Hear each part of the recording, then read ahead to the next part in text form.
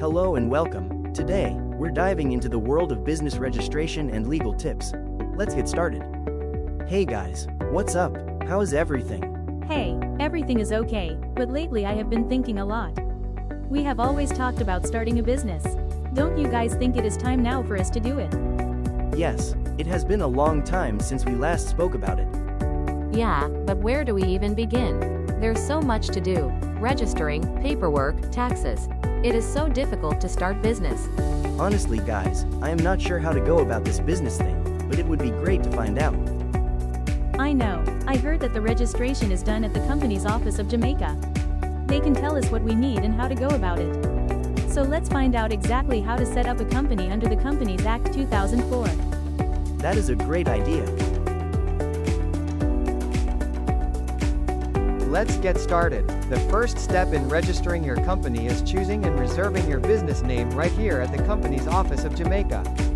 Yes, and once your name is approved, you'll need to fill out Form 1, the Articles of Incorporation. This includes important details like your company's name, address, directors, and share structure. And to add, after completing the form, submit it along with the registration fee. Once everything is processed, you'll receive your certificate of incorporation, which means your business is now officially recognized by law. It's that simple, but you must also remember to file your annual returns and keep proper records every year to stay compliant. Thank you very much for that information. We have always thought about starting our own business, but it has always seemed so difficult. The information you have just provided is very helpful. Yes, I agree with you. The information is very helpful. It also makes it seem as though the process of starting a business is not as difficult as it first seemed. Indeed, we did a little research online before coming here, but you've just made everything much clearer. We've actually reserved 2 business names, just in case our first choice isn't available. And we've brought our completed Form 1 Articles of Incorporation with us today. So I believe we are well on our way to starting our own business. That's great to hear. I'm happy you're using the resources at your fingertips. All the information is right there on our website, simple, clear, and convenient to access anytime.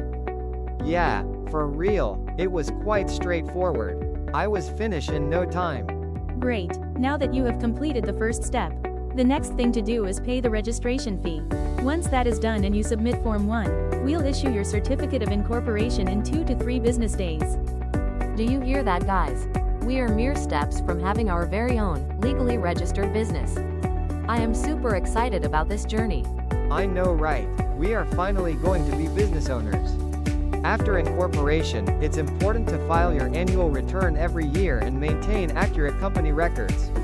And when it's time to close your business, you must follow the correct procedure, either the voluntary winding up process or apply through the court under the Companies Act.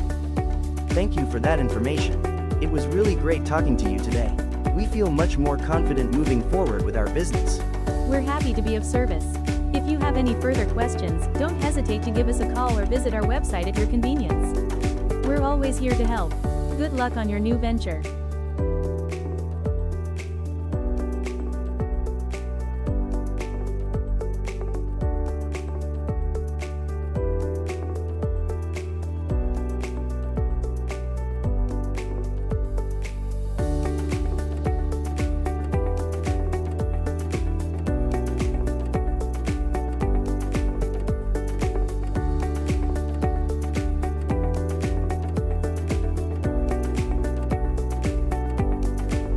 Let's get ready to rumble. Welcome to Business Battle, the showdown. Today, we're joined by 5 incredible contestants, each representing a different type of business structure. Contestants, tell us why your structure is the best choice for our team's new venture. Is it flexibility, liability protection, tax benefits? Let's find out. Hi, I'm the sole trader, the easiest and fastest way to start a business. All you need is a registered business name, and you're up and running. No partners, no complex paperwork. I'm perfect for freelancers, barbers, shopkeepers, anyone who wants full control and keeps all the profits. You make the decisions and manage everything on your own. But here's the catch. I come with unlimited liability. That means if your business runs into debt or legal trouble, you are personally responsible. Your car, house, or savings could be at risk. So I'm flexible and simple, but with that simplicity comes responsibility. Hi, I represent the general partnership, a great option when two or more people want to run a business together. We share everything, responsibilities, profits, and decision-making. It's easier to raise capital because more people are contributing. Plus, we can divide the workload and bring different skills to the table. Starting a general partnership is simple. You just need a partnership agreement and a registered name. But here's the downside. Each partner has unlimited liability, just like a sole trader. And not only that, each partner can be held responsible for the actions or debts of the other. If your partner messes up financially, you could be on the hook too. So if there's trust, good communication, and a clear agreement in place, a general partnership can be powerful, but it's not without risks. I'm the limited partnership, a business structure that brings flexibility and protection.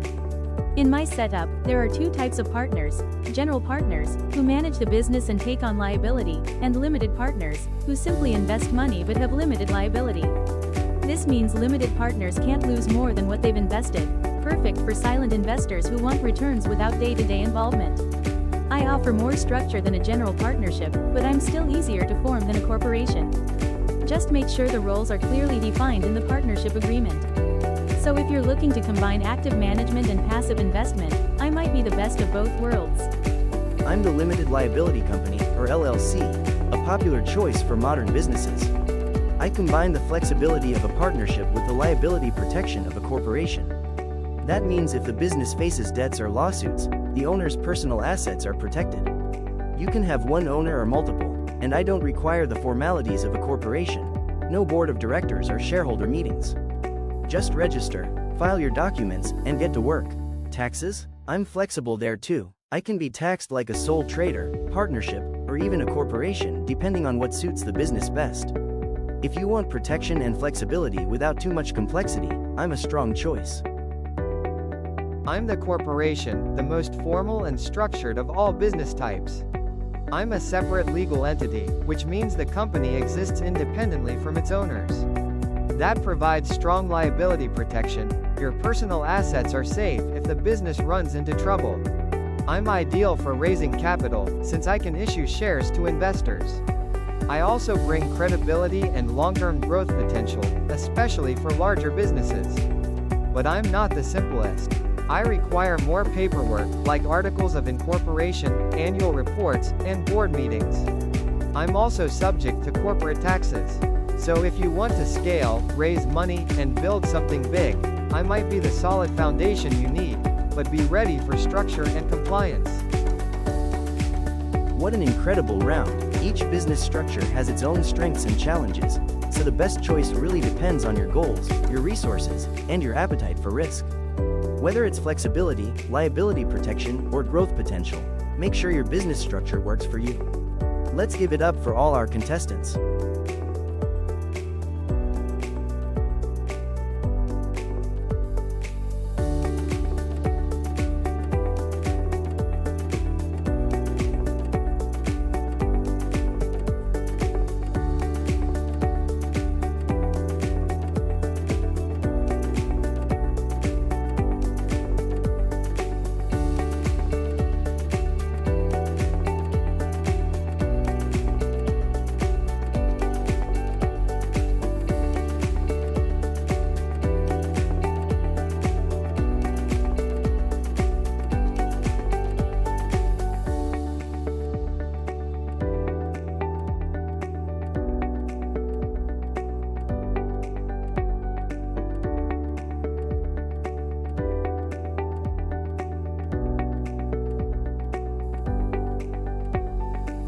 Hello everyone, and welcome back. We've just wrapped up our business battle segment, and now we're sitting down with two real entrepreneurs to get their personal perspectives. Thank you both for joining us today. Please tell us, why did you choose your business structure? What made it the right fit for your business journey? I registered a limited liability company, or LLC, because I wanted the protection of a corporation without all the complex formalities. One of my main concerns when starting my business was protecting my personal assets, my savings, my car, my home. With an LLC, The business is treated as a separate legal entity, so if something goes wrong, my personal belongings aren't at risk. At the same time, I didn't want the burden of holding board meetings, issuing shares, or dealing with rigid structures. The LLC gave me the freedom to manage the business how I wanted, while still offering that crucial liability protection. It was also flexible in terms of taxes. I could choose to be taxed as a sole proprietor, a partnership, or even a corporation, whatever worked best for me. For small business owners who want a balance between simplicity and security, I think the LLC is one of the smartest choices out there. I chose to register a corporation because I had long-term goals to scale and attract investors. From the beginning, I knew I wanted to build something big, something that could eventually grow beyond me.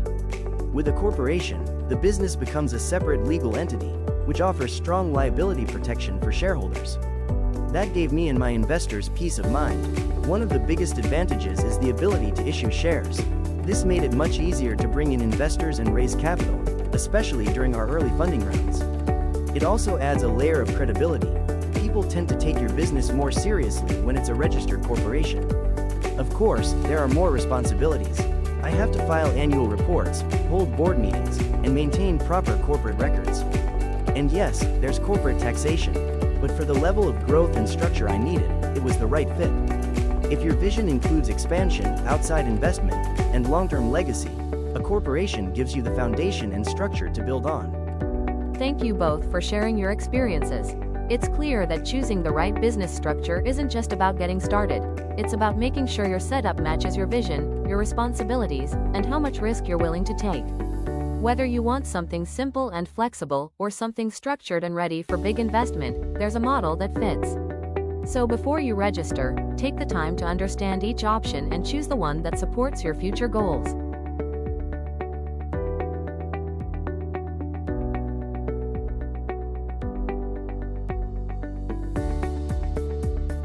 And welcome to our final segment, wrap-up and legal tips.